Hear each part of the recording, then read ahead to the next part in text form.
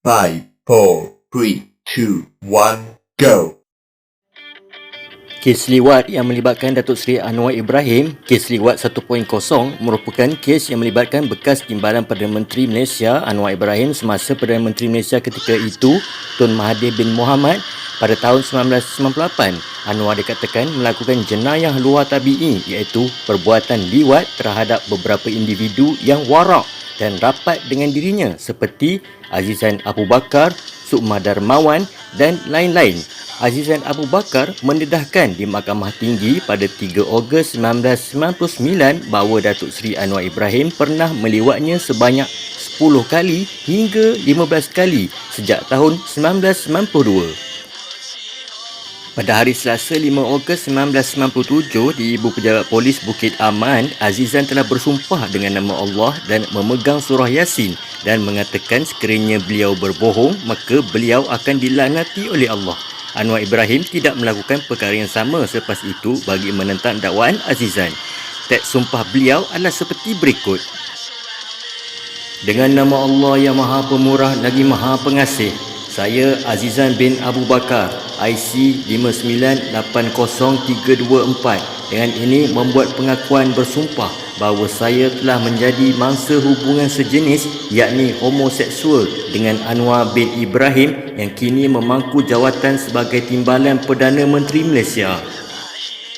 Perbuatan terkutuk ini telah dilakukan untuk beberapa kali sekitar tahun 1992 tanpa keredaan saya. Ia kerap berlaku di hotel-hotel mewah seperti PJ Hilton, Hyatt Saujana dan Holiday Villa tanpa pengetahuan umum dan isterinya. Buat makluman, saya merupakan bekas pemandu peribadi kepada isterinya iaitu Datin Seri Wan Azizah. Sepanjang bekerja di bawah naungan beliau, Anwar, saya sering dipanggil untuk melakukan perkara terkutuk itu. Walaupun untuk beberapa kali saya cuba menolaknya.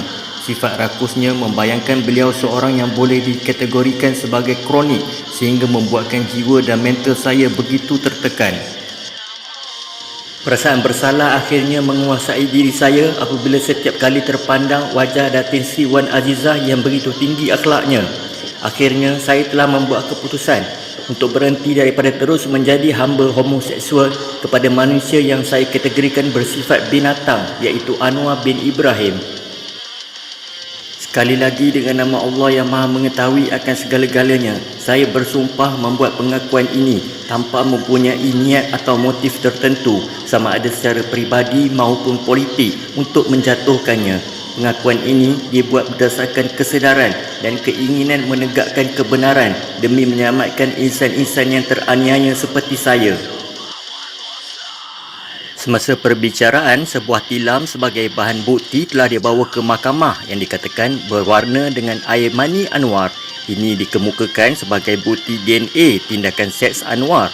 Anwar menafikan bukti tersebut walaupun ujian DNA keluarnya positif. Ling Kung Boon, seorang ahli kimia DNA, memberi keterangan semasa perbicaraan bahawa DNA yang diambil dari 10 daripada 13 noda cecair di atas tilam yang dipadankan dengan DNA Anwar Ibrahim. Hai, aku pelik pula. Boleh pula tilam tu tak ada cadar Dan nama hotel 5 bintang, tapi tilam tak ada cadar. Entahlah. Kes Anwar Ibrahim telah dibicarakan di Mahkamah Tinggi Kuala Lumpur pada 1999. Peguam Negara Malaysia ketika itu ialah Tan Sri Mokhtar Abdullah, sementara Hakim Mahkamah Tinggi ialah Datuk S. Agustin Paul.